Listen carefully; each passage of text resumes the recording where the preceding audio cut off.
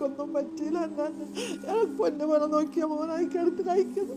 എന്റെ മോനൊക്കെ നിന്നണേക്കല്ലോ. കണ്ടു നിൽക്കാൻ കഴിയില്ല ആ ഉമ്മയുടെ കണ്ണുനീരും ആ കുഞ്ഞു മക്കളുടെ മുഖവും. വടകരയിലുള്ള സജീർ എന്ന് പറയുന്ന നമ്മുടെ സഹോദരൻ 18 ദിവസമായിട്ട് ഒരു ആക്സിഡന്റ് സംഭവിച്ചിട്ട് കോഴിക്കോട് ഇക്ര ഹോസ്പിറ്റലിലെ ICUവിലും വെന്റിലേറ്ററിലും കഴിയുക. ഒരു നിവൃത്തിയില്ലാത്തത് കൊണ്ടാണ്. ഇനി അങ്ങോട്ട് ചികിത്സിക്കാൻ വഴിയില്ലാതെ, ബില്ലടയ്ക്കാൻ വഴിയില്ലാതെ എന്ത് ചെയ്യണമെന്നറിയാതെയാണ് ഈ കുഞ്ഞു മക്കളുമായിട്ട് ആ ഉമ്മ നിങ്ങളുടെ മുന്നിൽ വന്നിട്ട് കരഞ്ഞുകൊണ്ട് കൈനീട്ടുന്നേ.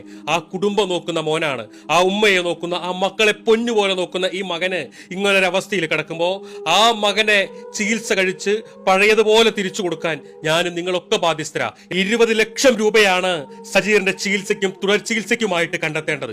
എത്രയും പെട്ടെന്ന് ആ പ്രിയപ്പെട്ടവന്റെ ചികിത്സയ്ക്ക് വേണ്ട ഫണ്ട് കണ്ടെത്താൻ നിങ്ങൾ എല്ലാവരും ഞങ്ങളോടൊപ്പം നിൽക്കണമെന്ന് അഭ്യർത്ഥിക്കുകയാണ്. അസ്സലാമു അലൈക്കും വറഹ്മത്തുള്ളാഹി.